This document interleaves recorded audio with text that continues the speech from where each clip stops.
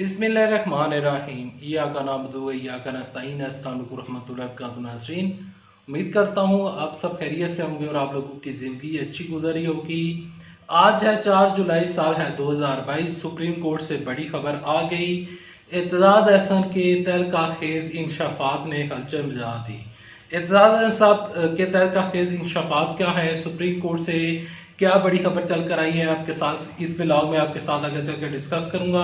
लेकिन उसको डिस्कस करने से पहले, आगे बढ़ने से पहले आप सबसे छोटी सी गुजारिश है कि अगर आपको ये वीडियो और ये चैनल अच्छा लगता है, इस वीडियो को लाइक कीजिएगा, चैनल सब्सक्राइब कीजिएगा, साल के नोटिफिकेशन बेल दबाइएगा ताकि जो आने वाले वीडियोस हैं आप उनको मिस ना कर सकें। दौराने रिकॉर्डिंग जब मैं ये वीडियो रिकॉर्ड कर रहा हूँ तो कभी बिजली आएगी तो कभी जाएगी, तो उसके लिए अगर कभी लाइटिंग का इशू हुआ तो उसके लिए मैं माजरत खुआऊँ। हालांकि ये माजरत करना हुकूमत की जिम्मेदारी बनती है।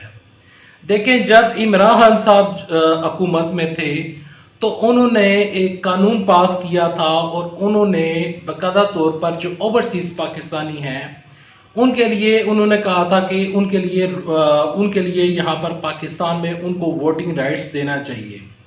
वोटिंग राइट्स उनको पहले भी मौजूद था, वोटिंग राइट्स उनका पहले भी मौजूद था और वोटिंग राइट्स उनका आज भी मौजूद है। लेकिन इमरान साहब ने दो नए सिस्टम मुतारफ करवाए थे। एक सिस्टम यह था कि ईवीएम मशीन्स को उन्होंने मुतारफ करवाया था, इलेक्ट्रॉनिक वोटिंग मशीन उन्होंने मुतारफ करवाई थी, और दूसरा उन्होंने सिस्टम मुतारफ करवाया था कि ओवरसीज पाकिस्तानी 90 लाख पाकिस्तानी चाहे दुनिया के किसी भी कोने में बैठे हैं वो वहां से ही अपने कंप्यूटर को निकालें, अपने मोबाइल फोन्स को निकालें। वहां पर ई वोटिंग का ऑप्शन मौजूद होता था। ई वोटिंग के जरिए आप घर में ही बैठकर काम पर हैं या जिस जगह पर मर्जी हैं, अगर आपके पास इंटरनेट की फैसिलिटी मौजूद है, आप ई वोटिंग के जरिए अपना वोट कास्ट कर सकते थे दुनिया में कहीं पर भी बैठे, अगर आप पाकिस्तानी हैं तो। 90 लाख के करीब पाकिस्तानी लोग जो इस टाइम ओवरसीज पाकिस्तानी जो लोग दुनिया जहाँ में बैठे हैं, अमेरिका में बैठे हैं, इंग्लैंड में बैठे हैं, तो उनके लिए इमरान साहब ई वोटिंग का जो राइट है वो इमरान साहब ने मुताबिक करवाया था और इमरान साहब की जो टीम है उन्होंने इसके ऊपर काम किया था। लेकिन जो ही ये जो मौजूदा हुकूमत है, जो कि इम्पोर्टेड हुकूमत है, जो ही ये इक़्तिदार में आए, इन्होंने सबसे पहले आते ही दो काम किए। एक काम ये किया कि इन्होंने इलेक्शन कमीशन को बाकायदा तौर पर साथ बिठाकर उनके साथ बाकायदा तौर पर इजलास किए गए, अपने इजलास बुलाए गए, असम्बली का सेशन बुलाया गया और बाकायदा तौर पर जो वजीर कानून साहब हैं उन्होंने सबसे पहले काम ये किया कि उन्होंने जो ईवीएम मशीन्स हैं उनके ऊपर जो वोटिंग होने जा रही थी तो ईवीएम मशीन्स को उन्होंने ख़त्म कर दिया। पहला काम उन्होंने ये किया। दूसरा काम उन्होंने ये किया कि ओवरसीज पाकिस्तानी जो हैं उन्होंने बाकायदा तौर पर उनका राइट जो है, यानी कि इलेक्ट्रॉनिक वोटिंग मशीन का ई वोटिंग का जो राइट है उन्होंने ख़त्म कर दिया। वजीर कानून इसके अलावा शहबाज शरीफ और इनके जितने भी लोग हैं वो कहते हैं कि अगर किसी ने वोट डालना है तो वो बाकायदा तौर पर बैरून मुल्क से आए और यहाँ पर आकर पाकिस्तान में वोट डाल दे, हमें कोई इतराज़ नहीं है। लेकिन वहाँ पर बैठकर आप पाकिस्तान की तकदीर के फैसले नहीं कर सकते। तो उस सिलसिले में आज 4 जुलाई है और आज सुप्रीम कोर्ट से बड़ी खबर सामने आई है। जब ये तमाम तक चीज़ें हो रही थी तो इमरान साहब ने ये बाकायदा तौर पर कौम से वादा किया था कि हम इस चीज़ को लेकर सुप्रीम कोर्ट में जाएंगे और सुप्रीम कोर्ट में जाकर हम अपना हक लेंगे। इस कानून को चैलेंज किया जाएगा सुप्रीम कोर्ट में जाकर।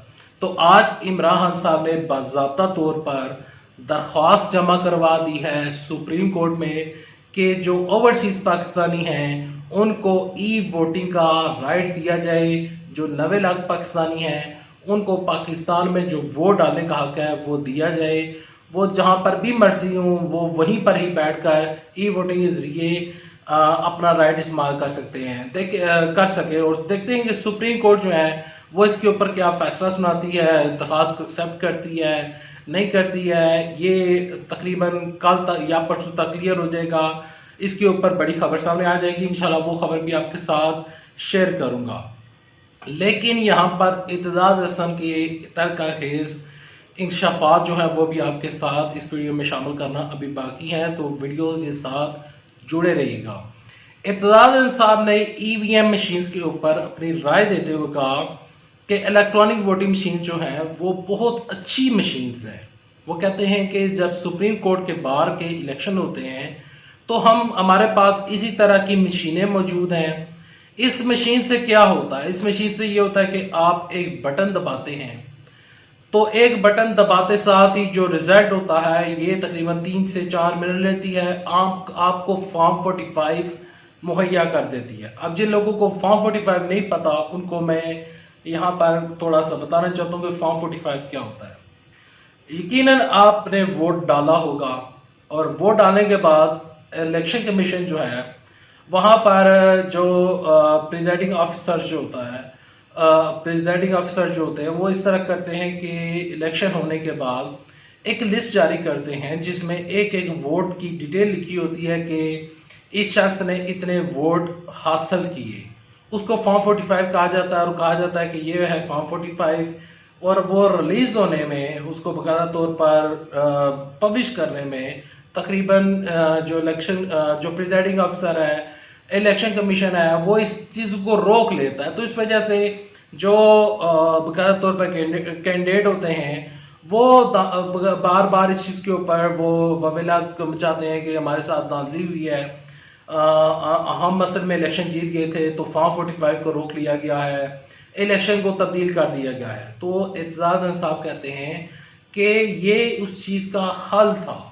ये जो इलेक्ट्रॉनिक वोटिंग मशीन है अगर इसके ऊपर इलेक्शन हो जाते तो ये विद इन 5 मिनट्स आपको फॉर्म 45 जो है वो प्रोवाइड कर देती है।